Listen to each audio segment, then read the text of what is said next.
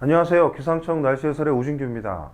어제부터 우리나라는 중부지방을 중심으로 이 막바지 잔맛비가 내렸습니다. 하지만 주변 기압계 영향으로 인해서 장마전선상에서 이 비구름대가 강하게 발달하지 못하면서 비의 양이 비교적 적었는데요. 이제 장마가 거의 끝나가는 시점에서 기압계 상황이 매우 예측하기 어려운 상태입니다.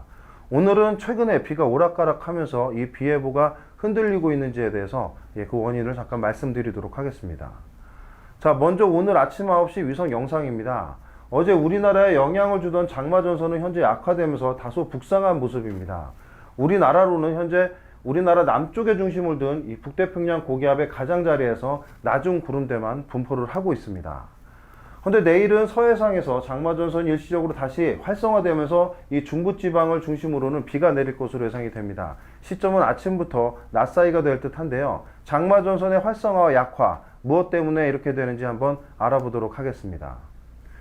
자, 먼저 지난달 2일 날씨에서 장마편에서요, 잠시 언급했지만 장마전선은 북쪽의 이 오후축해 고기압과 남쪽의 북태평양 고기압 사이에서 발생하는 것이 일반적입니다.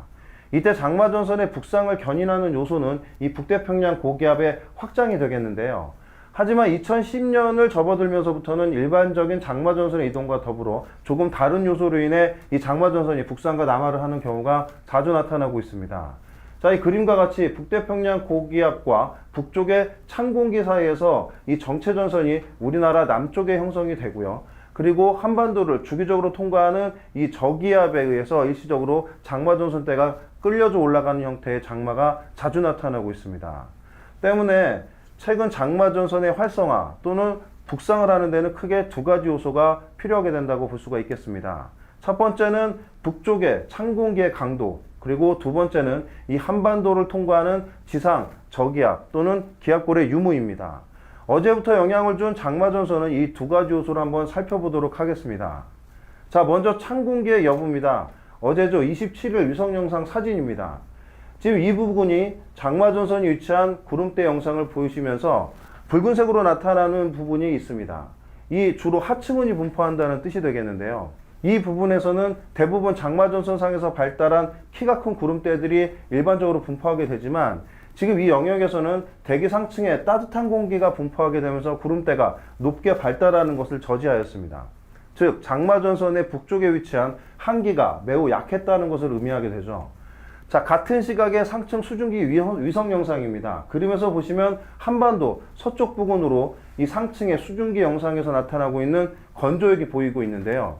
이 영역은 고기압성 회전을 하는 구역으로서 대기 하층에 저기압이 발달할 수 없는 연직 구조를 형성하게 되고요. 또한 이 주변에서는 지상으로 저기압이 접근한다고 해도 이 북쪽과 남쪽으로 비껴갈 수밖에 없는 그런 수평적 구조도 갖게 됩니다. 이와 같이 어제 영향을 준 장마전선은 앞서 말씀드린 이 활성화 그리고 북상 요소를 모두 갖지 못하게 되면서 전반적으로 약하게 우리나라를 영향을 주게 되었고요. 특히 일부 서해상에서 발달한 대류원들은 한반도로 유입되면서 우리나라 남동부에 위치한 고압부에서 약화 소멸되고 그나마 있던 강수마저도 매우 약화되는 그런 특징을 보였다 하겠습니다. 자, 그렇다면 최근 이와 같이 장마전선에 대한 강수에 대해서 정확한 예측이 왜 어렵게 되고 있는지 그 이유를 간단한 모식도로 한번 살펴보겠습니다. 자, 먼저 일반적인 장마전선에 대한 모식도입니다. 자, 이 북쪽으로는 찬 공기 그리고 남쪽으로는 따뜻한 공기가 버티는 가운데 이 남서에서 북동쪽으로 흐르는 난기, 즉 열대 수송부의 흐름이 원활하게 되면요, 이 강수대의 발달 그리고 그에 따른 장마전선의 남북 진동이 매우 적어지게 됩니다. 그래서 이에 대한 예측은 보다 수월하게 예측이 되게 하고요. 하지만 이와 같이 우리나라 동쪽으로 상층에 고압 능이 발달을 하게 되면 전반적인 기압계 흐름이 남북으로 커지면서 이동 속도가 느려지게 됩니다. 자, 그렇게 되면 우선 북쪽의 상층 저기압으로부터 이렇게 찬 공기의 세력이 강해지는 경우에 장마전선이 남쪽으로 남하를 하게 되고요.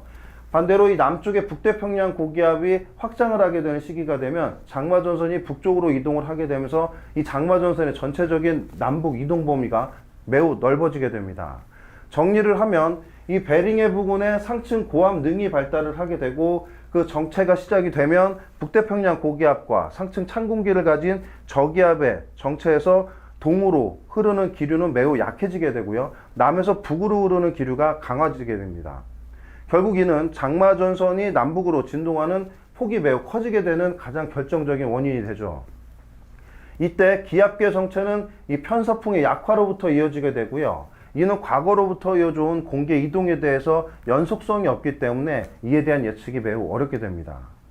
또한 이러한 장마 전선은 상층의 한기와 난기를 가지고 있는 수천 킬로미터 부근의 기단 사이에서 형성이 되는데요. 분석의 난이도가 매우 높아지고 이 예측에 대한 불확실성도 매우 커지게 됩니다. 네, 오늘은 이 최근 장마에 대한 변동성과 그 예측에 대해서 왜 어려운지에 대해서 한번 살펴봤습니다. 강수에 대한 예보가 매우 어려워서요. 강수 시점과 지역이 엇나가는 경우가 있어서 국민 여러분의 불편함이 매우 클 것으로 예상이 됩니다.